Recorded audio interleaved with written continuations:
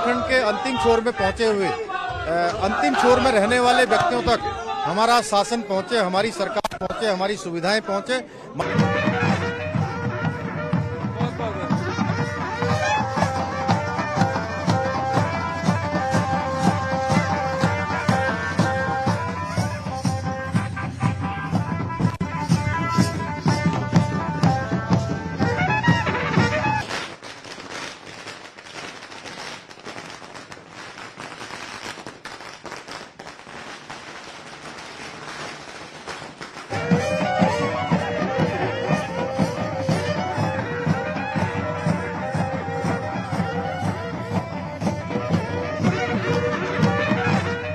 और बहुत कम समय मिला था उन्हें, 6 महीने का समय मिला था। उन्होंने जितनी भी उनकी क्षमता थी, जितनी उनके अंदर शक्ति थी, ताकत थी।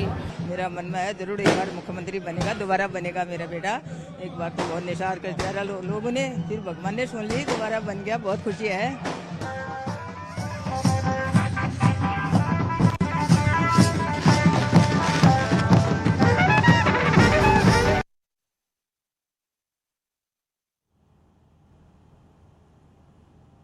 नमस्कार, मैं हूं नीलू। हमारी खास पेशकश में आप सभी का बहुत बहुत स्वागत है। तो उत्तराखंड की कमान एक बार फिर से पुष्कर सिंह धामी को सौंप दी गई है। धामी पहली बार 4 जुलाई 2021 को उत्तराखंड के सीएम बने थे और आखिर के जो 6 महीने थे, धामी ने ताबड़तोड़ फैसले लिए और पूरा का पूरा माहौल बीजेपी के पक्ष में कर दिया। चुनाव के मैदान में पुष्कर सिंह धामी ने पूरे राज्य में रैलियां की।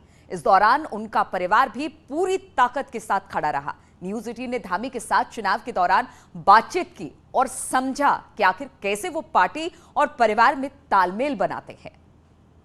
पुष्कर सिंह धामी देख रहे हैं आप कि नाश्ते के टेबल पर बैठे हुए हैं। दरअसल ये वो वक्त है जिनसे आप इनसे मुलाकात कर सकते हैं, क्योंकि इसके बाद आपको इनसे मिलना थोड़ा मुश्किल हो जाएगा, क्योंकि इसके बाद अलग अलग जगहों पर प्रचार के लिए जाना होता है। तो ये इनका फैमिली टाइम है चुनाव प्रचार के बीच में। देख सकते हैं आपकी जो इनकी माता जी बगल में बैठी हुई हैं, पत्नी है, बच्चे हैं, जो इनसे सुबह सुबह इसी वक्त मिल पाते हैं, क्योंकि इसके बाद शायद मिलना मुश्किल हो जाता है। लेट नाइट वापसी होती है और यही रूटीन लगभग अगर बात की जाए तो अलग अलग जो पॉलिटिकल लीडर्स हैं उनका है, लेकिन सबसे ज्यादा बिजी शेड्यूल है खुद मुख्यमंत्री पुष्कर सिंह धामी का।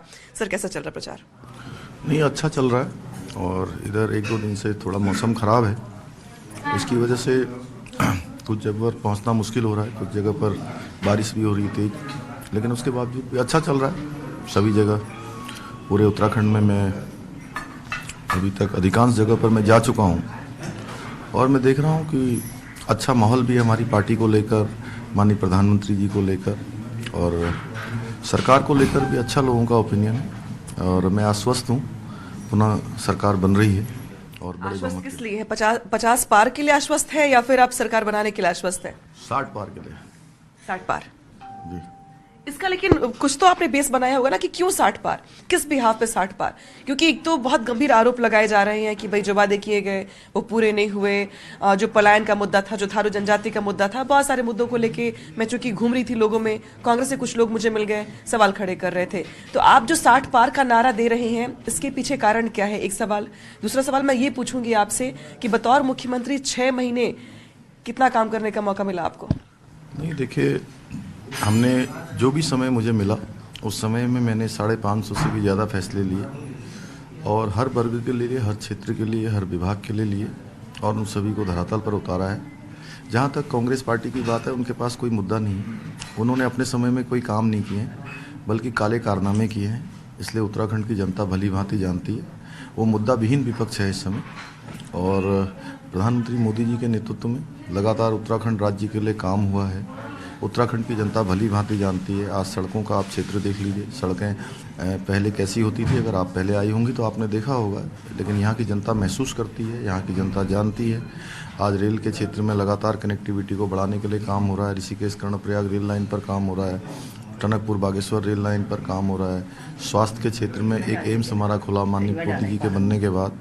दूसरा एम्स हमारा उधम सिंह नगर में उसका शिलान्यास हो चुका है, वो भी हमारा एम्स बनेगा। मेडिकल कॉलेज पिथौरागढ़ का बन रहा है, मेडिकल कॉलेज अल्मोड़ा का चालू हो गया है, मेडिकल कॉलेज रुद्रपुर में बन रहा है, मेडिकल कॉलेज हरिद्वार में बन रहा है। ऐसे अनेकों श्रीनगर के मेडिकल कॉलेज में अवस्थापना सुविधाएं बढ़ाई गई हैं। महामारी के दौरान भी इतने सारे अस्पतालों में ऑक्सीजन के प्लांट लगाए गए हैं, कंसंट्रेटर लगाए गए हैं, सिलेंडर लगाए गए हैं, आईसीयू बेड बनाए गए हैं, आईसीयू बेड लाए गए हैं। तमाम जगह पर अलग अलग प्रकार से काम हुआ है। ये तो रही काम की बात, लेकिन अब बात कर लेते हैं आपके मुख्यमंत्री के उस चेहरे को लेकर जिसपे पार्टी ने भरोसा जताया 5 महीने पहले और उसके बाद आपको मुख्यमंत्री का पद दिया गया। क्या आपको ऐसा भी लगता है कि जो मुझे वक्त दिया गया वो थोड़ा लेट दिया गया, अगर थोड़ा मुझे और पहले दिया गया होता शायद कुछ और ज्यादा काम हो जाता, कुछ काम करने का मौका मिलता, माहौल थोड़ा और बेहतर हो जाता? नहीं, हमारी सरकार पहले से काम कर रही थी और जो भी समय मुझे मिला है मैंने उसमें कोशिश की है। अपना जितना मेरे अंदर ऊर्जा थी, शक्ति थी, जो मेरा विवेक था वो मैंने लगाया है। उत्तराखंड की जनता, देवतुल्य जनता मेरे भाव को जानती है और मैं पूरे प्रदेश के अंदर भ्रमण कर रहा हूँ। मैं देख रहा हूँ कि सभी का आशीर्वाद हमें मिल रहा है और मुझे कोई संशय नहीं है, 1% का भी संशय नहीं है। आप देख रही होंगी कि उत्तराखंड की जनता हमको प्रचंड बहुमत से यहाँ पर जिता रही है। ये तो बात रही, चलिए चुनाव की अब बात कर लेते हैं आपके रूटीन की जो काफी व्यस्त चल रहा है आजकल। मैं देखिए आपकी माता जी बैठ के ब्रेकफास्ट करवा रही थी आपको, इस समय घर पे दिनचर्या कैसे गुजर रही है? नहीं, देखिए, जब से मैंने मुख्य सेवक के रूप में काम करना शुरू किया है, चूँकि पूरे प्रदेश का काम है, अधिकांश में देहरादून में ही मैं, चूँकि देहरादून से आना जाना होता है और जब अपने निर्वाचन क्षेत्र में आता हूँ तो माताजी के साथ रहता हूँ, परिवार के साथ। चूँकि रात तक मैं 1, 1:30, 2 बजे तक पहुँचता हूँ, तब तक दोनों बेटे सो जाते हैं और उनसे कभी मिल पाता हूँ, कभी नहीं मिल पाता हूँ। जब सुबह उठता हूँ तो वो तब तक सोते रहते हैं, मैं निकल जाता हूँ। तो माताजी जगी रहती है और धर्म माताजी ने आज आपको टीका लगाया, ये रोज लगाती है टीका? हाँ, रोज नियम से। जी, रोज लगाती है। ये नियम में? हाँ, जब भी मैं घर से निकलता हूँ अक्सर लगाती हूँ। और पुष्कर सिंह धामी की पत्नी गीता धामी ने भी चुनाव प्रचार के दौरान पूरी ताकत लगाई थी, साथ ही परिवार को भी संभाला। प्रचार के दौरान ही धामी की पत्नी से न्यूज 18 ने खास बातचीत की जिसमें उन्होंने हर पहलू की जानकारी दी। उत्तराखंड में चुनाव को लेकर तमाम जो महारथी हैं चुनाव प्रचार में उतरे हुए हैं, लेकिन जब पति के ऊपर जिम्मेदारी हो पूरे प्रदेश की तो पति की सीट पर चुनाव प्रचार के लिए पत्नी मैदान में है। जी हाँ, हमारे साथ बात करने के लिए मौजूद हैं पुष्कर धामी की पत्नी गीता धामी जी। चूंकि पुष्कर धामी लगातार प्रदेश के अलग अलग जिलों में जा रहे हैं, अलग अलग जगहों पे प्रचार में शामिल हो रहे हैं, लिहाजा खटीमा सीट पे प्रचार के लिए उनकी पत्नी खुद इसकी कमान संभाल चुकी हैं और लगातार प्रचार प्रसार कर भी रही हैं। गीता जी, बहुत बहुत स्वागत है आपका न्यूज 18 पर। धन्यवाद, बहुत बहुत। ये बताइए कि ये एक्सपीरियंस कैसा है चुनाव प्रचार का?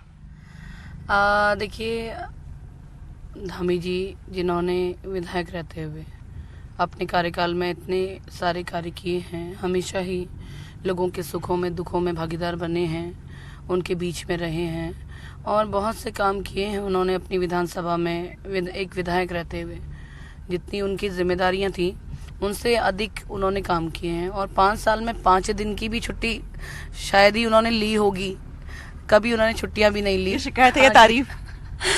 कहने का मतलब ये है कि अपनी जो समाज के प्रति जो जिम्मेदारियां हैं उनको हमेशा उन्होंने आगे रखा और अभी जब से वे मुख्यमंत्री बने तो तब से तो पूरे प्रदेश का भार उनके कंधों पर आया है और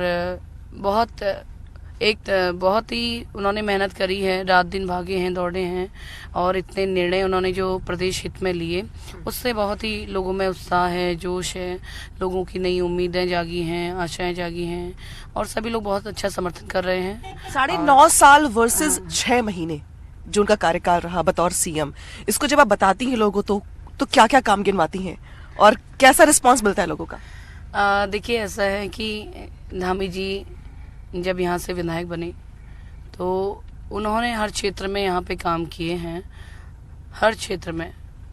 अगर आप देखेंगे पहले के कार्यकाल में और अब इन 9.5 साल के कार्यकाल में तो पहले किसी भी गांव में चले जाओ, गड्ढों में गड्ढे होते थे, बहुत ही बड़े बड़े गड्ढे हुआ करते थे। धामी जी ने सड़कों का जाल बिछाने का काम किया है खटीमा क्षेत्र में, और आज जाम की समस्या से निजात मिले इसके लिए जो है 64 करोड़ का बाईपास भी निकल रहा है पहिनिया से लेकर के चक्करपुर कुटरी, और जिससे कि जाम की समस्या से लोगों को निजात मिलेगा, एक्सीडेंट जो होते हैं वो कम होंगे। साथ में यहाँ पे स्वास्थ्य के क्षेत्र में यहाँ पे पहले जर्जर हॉस्पिटल, खंडर, ना डॉक्टर्स होते थे, ना जो है कोई अच्छा स्टाफ होता था, और धामी जी ने यहाँ पे 100 बेड का हॉस्पिटल खुलवाने का काम किया है। उसमें अभी blood bank, trauma centre, ICU, साथ में सीटी स्कैन मशीन और सारे डॉक्टर्स की टीमें काम कर रही हैं। जो है हर तरह से सुविधाओं से परिपूर्ण है हमारा हॉस्पिटल। आकलन क्या कहता है, जैसे जब धामी साहब आते बताते होंगे कि यहाँ पे ये रिस्पांस है, वो रिस्पांस है, 70 में से कितनी सीटें बीजेपी मान के चल रही है, जब वो डिस्कस करते हैं आपसे खटीमा को जोड़ के, कितना आकलन कर रहे हैं आप? देखिए अभी तो ऐसी लहर है कि युवा सरकार 60 के पार के लक्ष्य को प्राप्त करने जा रही है, और भारतीय जनता पार्टी बिल्कुल 60 पार हमारी विधानसभाओं में हमारे प्रत्याशी बनेंगे, और विधानसभा को हमारे जो है विधानसभा के सदस्य बनेंगे। अच्छा वो है रिस्पांस है जहां भी धामी जी अभी जा रहे हैं, क्योंकि उनकी जिम्मेदारियां हैं, पूरे प्रदेश में पार्टी ने उनकी जिम्मेदारियां उनको दी हैं, तो हर जगह जो है जनता का सैलाब उतर के आ रहा है, अच्छा समर्थन मिल रहा है। ठीक है, एक पर्सनल सवाल, क्या कहीं मौका मिला पॉलिटिक्स में उतरने का, चुनाव लड़ने का, लड़ेंगी आप? ऐसा नहीं है, धामी जी तो अपनी एक क्योंकि मुख्यमंत्री हैं, उनकी ज़्यादा जिम्मेदारियां हैं, और ऐसे में मैं भी पहले से एक्टिव रही हूं अपने क्षेत्र में, लोगों के बीच में रही हूं, और अब तो फिर बहुत ज़्यादा ही जिम्मेदारियां पड़ गई हैं। तो ऐसा नहीं है कि पॉलिटिक्स में उतरना है, मुझसे जितना हो सकता है मैं उतना करती हूँ। लोगों की उम्मीदें भी कभी धामी साहब ने कह दिया कि चूंकि तुम इतना प्रचार कर रही हो, लोगों से तुम्हारा नेटवर्क, कॉन्टैक्ट सब कुछ बन गया है, अब तुम सोशल वर्क में हो, काम कर रही हो लोगों के लिए, चुनाव में लड़ो? ऐसा नहीं है, धामी जी खुद जो है क्योंकि एक पॉलिटिक्स में गए हैं, और उन्होंने कभी ऐसा नहीं कहा कि मैं उतरूंगी चुनाव में, तो ऐसा नहीं है। मैं जो कर सकती हूँ वो मेरा साथ देते हैं, हाँ मेरा साथ देते हैं। कहीं पर ऐसी कोई परेशानी आती तो मैं पूछती हूँ उनसे कि कैसे करना है, क्या करना है, और ऐसी कोई बात नहीं है कि मैंने कोई चुनाव ही लड़ना है या मुझे कोई पार्टी से पद चाहिए। ये जनता की सेवा है, जनसेवा है, जनता की सेवा है। और धामी की सफलता में उनकी मां का भी अहम रोल है। सैनिक परिवार में होने की वजह से तमाम चुनौतियां सामने थी, लेकिन मां ने हौसला बनाए रखा। प्रचार के दौरान न्यूज 18 ने धामी की मां विश्वा देवी से भी बातचीत की। धामी लगातार पूरे प्रदेश में प्रचार कर रहे हैं। उनकी खुद की सीट पर उनकी पत्नी गीता धामी प्रचार प्रसार कर अपने पति की सीट पर जन प्रचार के जरिए उनकी सीट को ज्यादा मजबूत कर रही हैं, लोगों से मुलाकातें कर रही हैं। लेकिन जो उनकी माता जी हैं वो घर पर रहती हैं और बेटे को आशीर्वाद देती हैं कि एक बार फिर से वो उत्तराखंड की मुख्यमंत्री के तौर पर शपथ लें। उनकी माता जी हमारे साथ बात करने के लिए मौजूद हैं। कैसे चल रहे हो? हाँ बेटा ठीक चल रही प्रचार, बहुत बढ़िया चल रही है हमारे उत्तराखंड में प्रचार। खटीमा में बहुत बहुत प्रचार करने वाले और मंदिर बेटा सेम था, और बहुत अच्छा काम कर मरी, बहुत बढ़िया काम कर मरी। अगले के लिए बहुत बढ़िया करोल, और बहुत मेहनत कर मरी, बहुत कष्ट है, रात दिन लगा रहता है, रात दिन लगी रहे से, रात दिन मेहनत कर से बहुत। और 2022 में जीतोल मंत्री मुख्यमंत्री बनोल, पर का विश्वास है अमन। 2022 में क्या उम्मीद? 2022 में बढ़िया होल, मुख्यमंत्री बनोल। इतनी मेहनत करने वाला इंसान की कम बोली भी ना, कोई कम न कर रहा। चलिए आप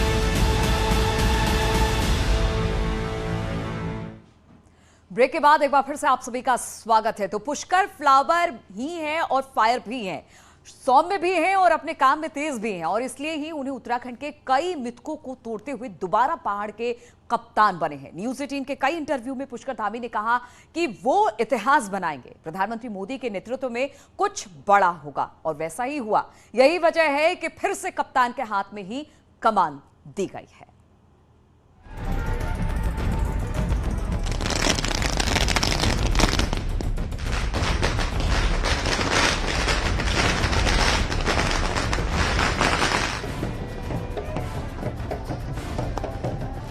प्रेमचंद अग्रवाल, अरविंद पांडे और खजानदास जी ने किया।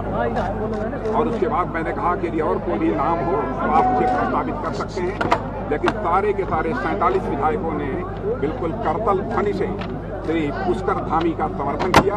इसीलिए अंत में मैंने पुष्कर धामी को विधायक दल के नेता के रूप में निर्वाचित होने की घोषणा की। उत्तराखंड के सबसे युवा मुख्यमंत्री को दोबारा देवभूमि को सेवा करने का मौका मिला है। 10 मार्च को जब रिजल्ट आया तो इस जीत के पीछे की वजह को सीएम धामी ने साफ साफ बताया और कहा कि पीएम मोदी की नीतियों की वजह से इस इतिहास को रचा गया। देखिए, ये जीत हमारे देश के यशस्वी प्रधानमंत्री नरेंद्र मोदी जी की नीतियों की जीत है। उनके द्वारा जो उत्तराखंड के अंदर विकास के काम किए गए हैं उसकी जीत है और लोगों ने कामों पर मोहर लगाई है। उत्तराखंड की देवतुल्य जनता ने जो सड़कों के क्षेत्र में काम हुआ है, रेलवे के क्षेत्र में काम हुआ है, स्वास्थ्य के क्षेत्र में काम हुआ है, हमारे यहाँ पर जो केदारपुरी का पुनर्निर्माण का कार्य हुआ है, बद्रीनाथ धाम का मास्टर प्लान बना है, अनेकों अनेक योजनाएं, साथ में कोरोना महामारी के दौरान सभी को वैक्सीनेशन का काम, साथ में हमारे यहाँ पर सभी को अन्न उपलब्ध करवाना, 60 लाख परिवारों तक इस महामारी में अभी तक भी अन्न की व्यवस्था हो रही है और माननीय प्रधानमंत्री जी के निर्देशन में ये सब काम हुए हैं। इन सब कामों पर जनता ने अपनी मोहर लगाई है। मैं उत्तराखंड की देवतुल्य जनता का धन्यवाद करता हूँ। पुष्कर सिंह धामी को मुख्यमंत्री के रूप में बहुत कम वक्त मिला, कम समय में ज्यादा काम की जिम्मेदारी थी। विपक्ष हमलावर था, लेकिन विपक्ष के हर चक्रव्यूह को तोड़ते हुए पुष्कर सिंह धामी ने उत्तराखंड की राजनीति में नया इतिहास लिख दिया। ये मुझे खुशी है और मैं उत्तराखंड की देवतुल्य जनता का आभारी हूँ कि माननीय मेरे देश के यशस्वी प्रधानमंत्री आदरणीय नरेंद्र मोदी जी ने, हमारे राष्ट्रीय अध्यक्ष नड्डा जी ने, हमारे होम मिनिस्टर अमित शाह जी ने, केंद्रीय नेतृत्व ने मुझे एक काम दिया था। मैं एक सामान्य कार्यकर्ता था और पहले मैं मंत्री भी नहीं रहा, किसी अन्य पद पर भी नहीं रहा, लेकिन मुझे सीधे मुख्य सेवक का काम दिया और मैं उत्तराखंड की जनता के बीच में जो मोदी जी के कार्यक्रम हैं, उनकी नीतियां हैं, जो विकास के काम हैं, उन सबको लेकर गया। कुछ संकल्पों को भी हमने उत्तराखंड की जनता के सामने रखा है। उत्तराखंड की जनता ने मोदी जी के कामों पर, उन संकल्पों पर, सब पर मोहर लगाई है।